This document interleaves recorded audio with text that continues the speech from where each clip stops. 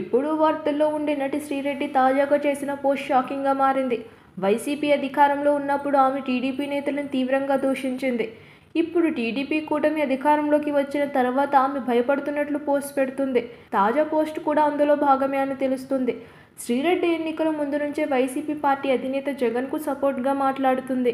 ఎన్నికలలో పవన్ కళ్యాణ్, చంద్రబాబు విజయం సాధించడంతో ఈమె కాస్త తగ్గినట్లు ఉంటూనే విమర్శలు గుప్పిస్తూనే ఉంటుంది. ఇటీవల వీరిపై అనుచిత వ్యాఖ్యలు చేసింది. ప్రస్తుతం ఎన్డీఏ కూటమి అధికారంలో ఉందని, తనను ఏమైనా చేస్తారేమో అనే భయంతో శ్రీరెడ్డి నిట్టింట ఓ పోస్ట్ పెట్టింది. ఈ పోస్ట్లో నేను మెంటల్గా చాలా డిస్టర్బ్ అయ్యాను. నన్ను ఇక భద్రకాళి అమ్మవారే కాపాడాలి. ప్రస్తుతం ఉన్న ఈ పరిస్థితుల్లో నాకు సూసైడ్ చేసుకునే ఆలోచనలు వస్తున్నాయి. ఒకవేళ నేను ఆత్మహత్యకు పాల్పడితే దానికి కారణం మీడియా అండ్ టీడీపీ జనసేన పార్టీలే. నేను ఎన్ని డేస్ బతుకుతానో కూడా నాకే తెలియట్లేదు.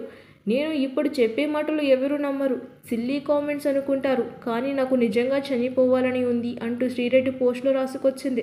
దీంతో నెటిజన్లు నోరు అదుపులో పెట్టుకుంటే సరిపోద్ది, చనిపోవడం ఎందుకు, నువ్వే కాదు చాలామంది ఎవరో చెప్పారని ఇతర పార్టీ వారిని విమర్శించారు. మరికొంతమంది ఏమో శ్రీరెడ్డి జస్ట్ బెదిరించడానికి మాత్రమే ఆ పోస్ట్ పెట్టింది, మాకు జెన్యూన్ అనిపించడం లేదు అంటూ కామెంట్స్ చేస్తున్నారు.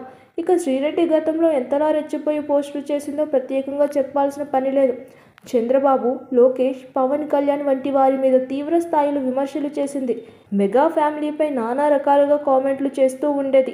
చిరంజీవి, పవన్ కళ్యాణ్ అందరి మీద ఇష్టం వచ్చినట్టుగా వీడియోలు వదులుతూనే ఉండేది. జగన్ అన్న, వైఎస్ఆర్సీపీ అంటే ప్రాణం ఇచ్చే శ్రీరెడ్డి ఇప్పుడు ప్రాణాలు తీసుకుంటా అని చెప్పడం సామాజిక మాధ్యమాల్లో హాట్ టాపిక్గా మారింది. సబ్స్క్రైబ్ చేయండి. Please do subscribe to. Please like, share and subscribe to top Telugu TV. Top Telugu TV.